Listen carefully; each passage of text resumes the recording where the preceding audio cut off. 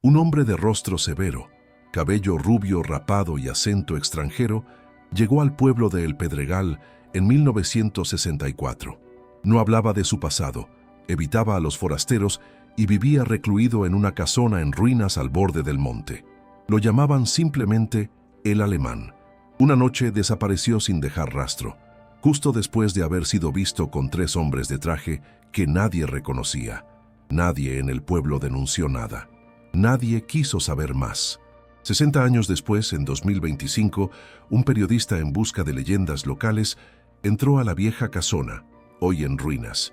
En una habitación sellada encontró lo impensable: restos humanos, insignias de la SS y documentos alemanes quemados parcialmente. El enigma revivió. ¿Quién era realmente ese hombre? ¿Por qué lo silenciaron?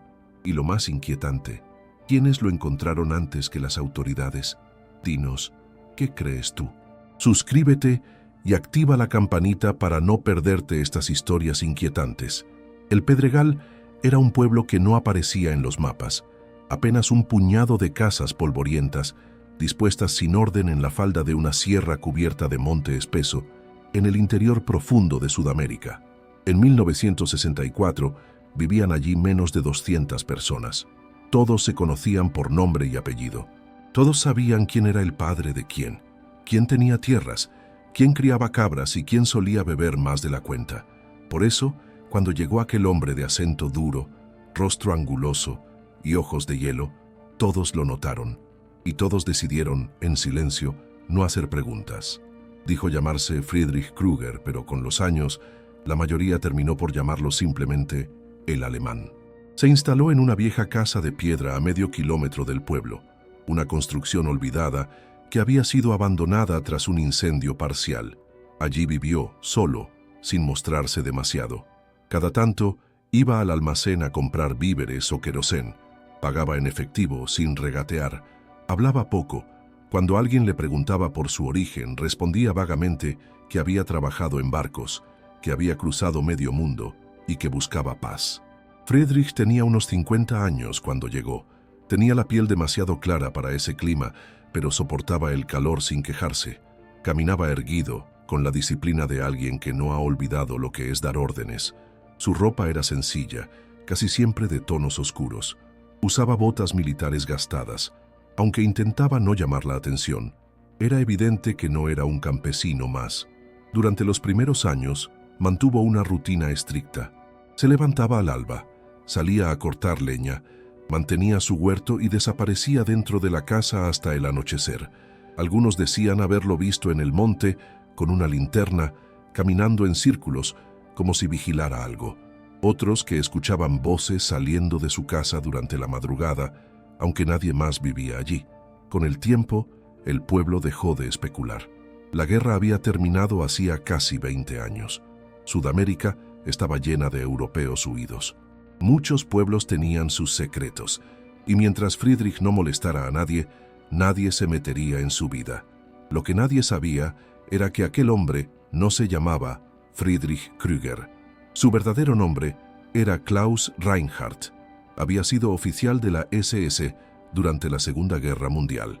Tenía el rango de Hauptsturmführer y había trabajado en archivos confidenciales y operaciones de contrainteligencia en la Europa ocupada. Cuando la guerra terminó, escapó de Alemania con la ayuda de una red clandestina que trasladó a cientos de nazis hacia Sudamérica a través del Vaticano y organizaciones afines. Klaus se estableció primero en Buenos Aires, luego en Paraguay y finalmente cruzó a una zona montañosa del interior, donde un contacto le consiguió documentos falsos y una propiedad abandonada. Sabía que el anonimato era su única salvación. Con los años había aprendido a borrar su rastro, a vivir sin dejar huellas, pero algo ocurrió en 1964. Una carta llegó desde Europa, sin remitente. En ella, una frase corta, escrita a mano: «Saben dónde estás». Desde ese día, Klaus cambió su rutina. Comenzó a esconder documentos en frascos enterrados cerca del arroyo. Construyó compartimientos secretos dentro de su casa. Dormía con un arma debajo de la almohada. Y sobre todo, empezó a observar a los demás con una desconfianza que rayaba en la paranoia. Una tarde de marzo, Fue visto conversando con 3 hombres que nadie conocía.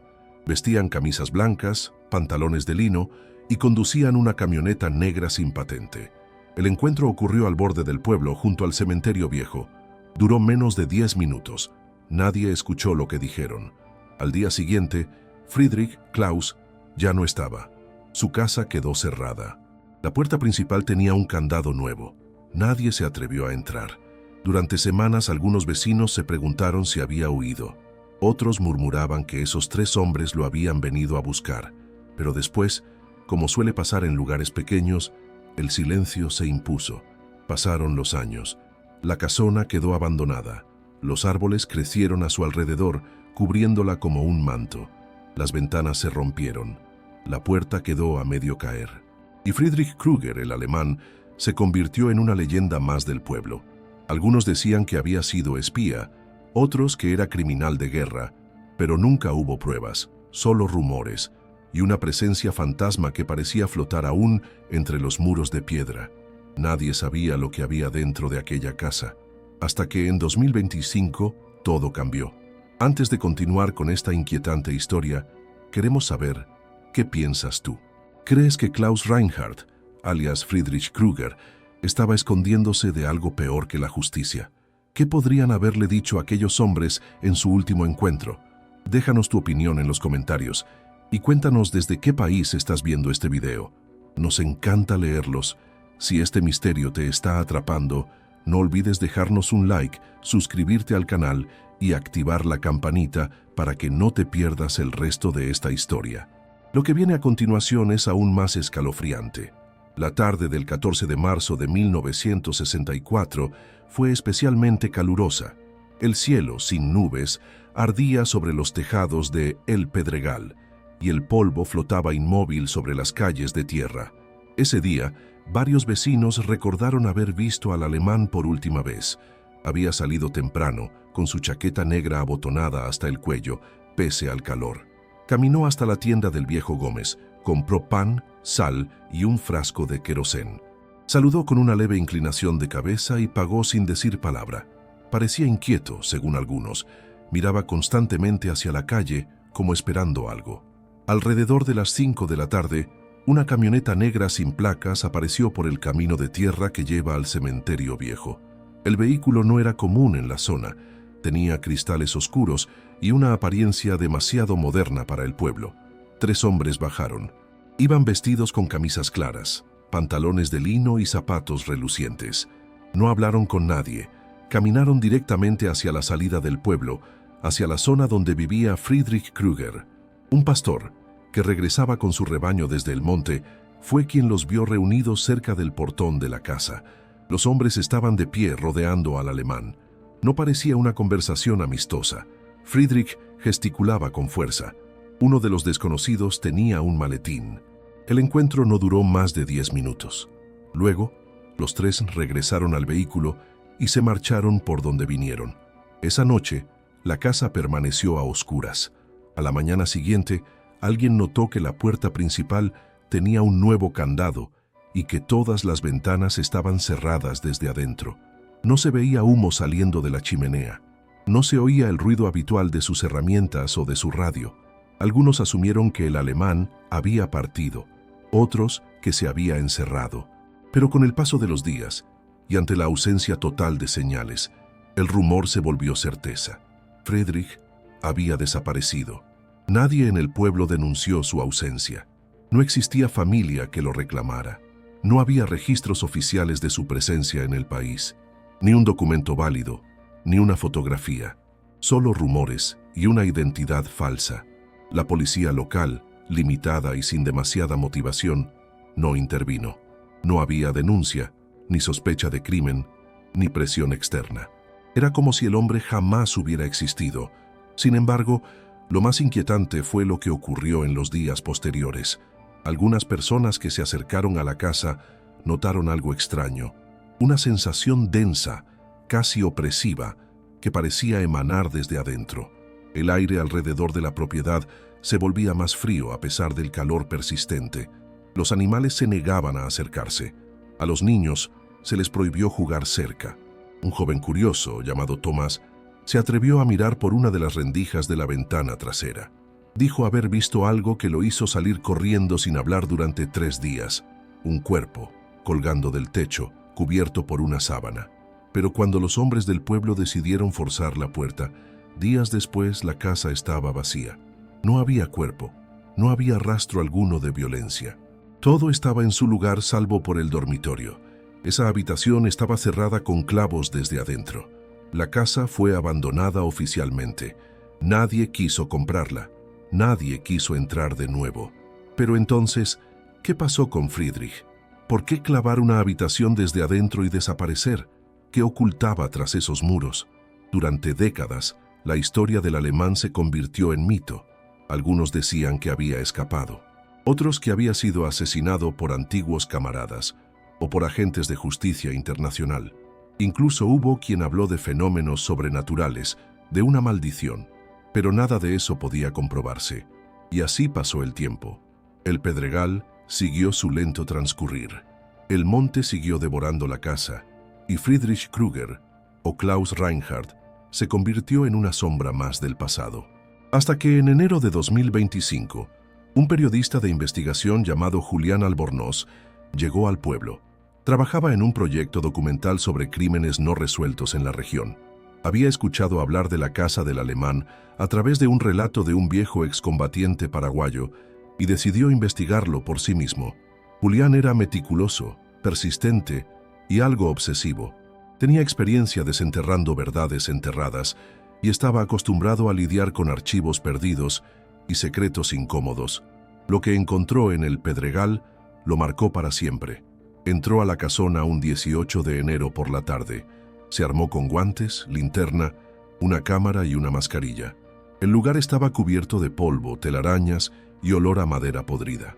La mayoría de las habitaciones estaban vacías o llenas de objetos deteriorados, libros húmedos, muebles rotos, utensilios de cocina oxidados. Pero al llegar al final del pasillo, detrás de una pared cubierta de hiedra, descubrió una puerta de madera gruesa completamente sellada.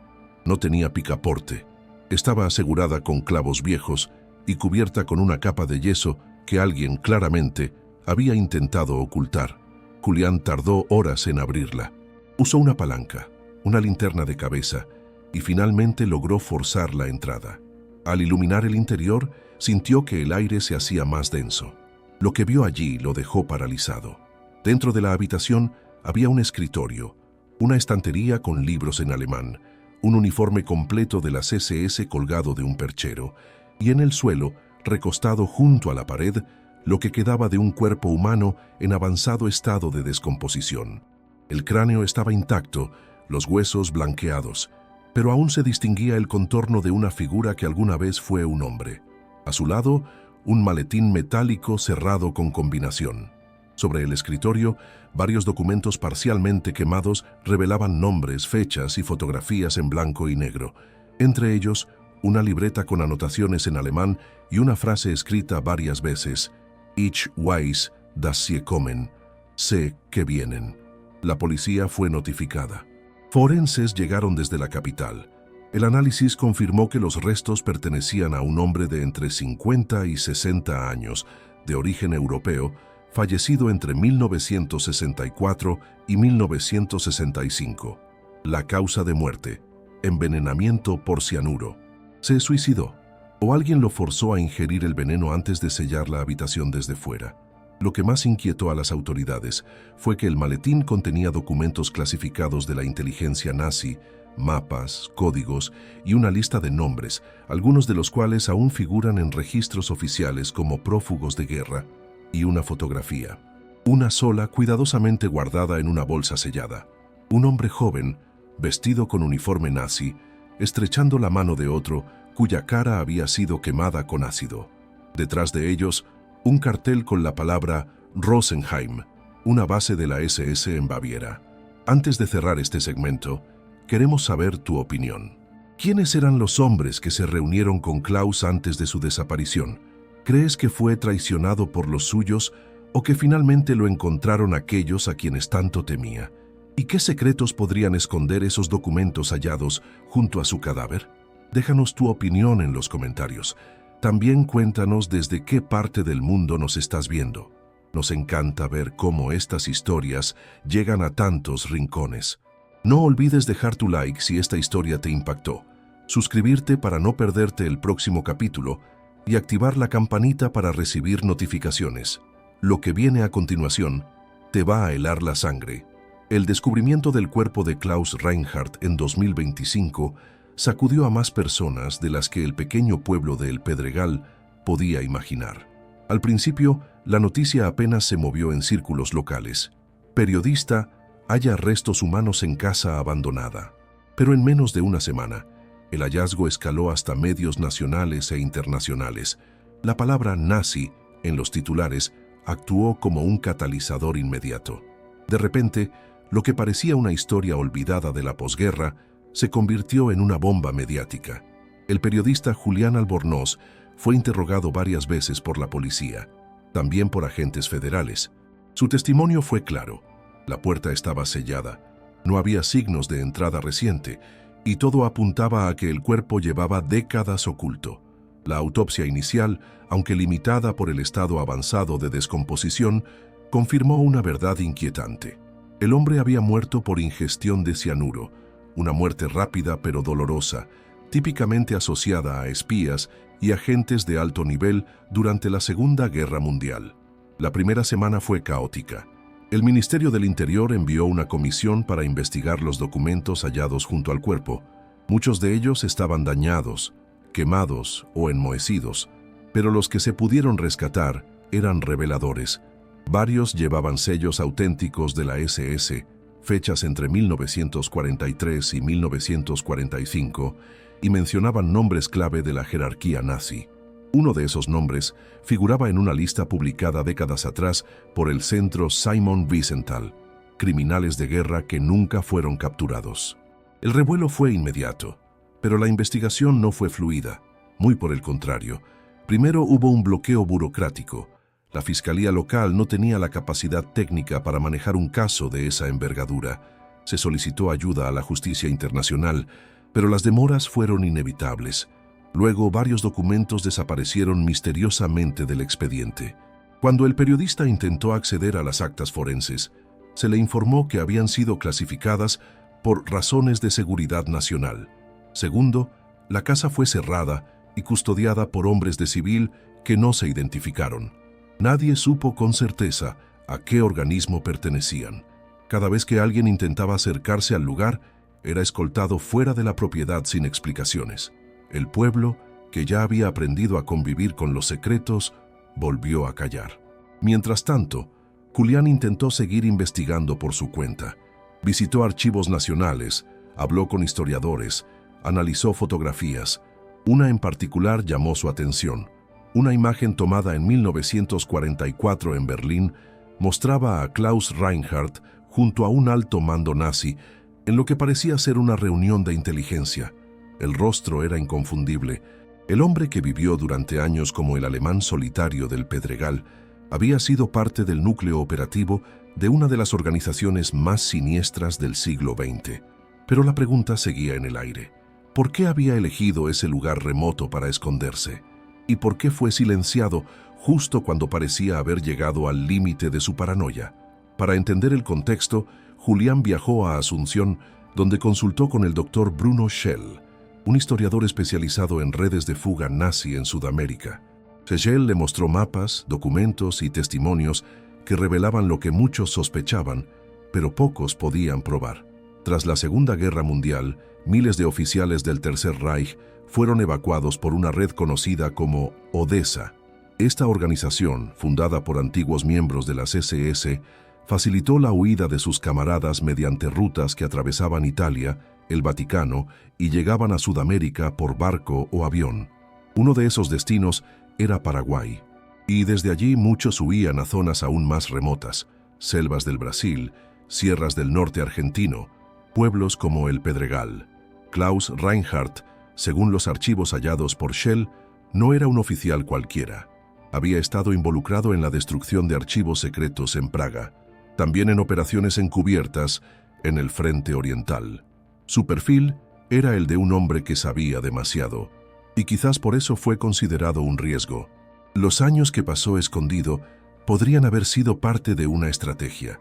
Klaus mantenía un archivo propio, una especie de seguro de vida, documentos, nombres, conexiones, material que, de salir a la luz, podía comprometer a personas influyentes incluso décadas después del fin de la guerra.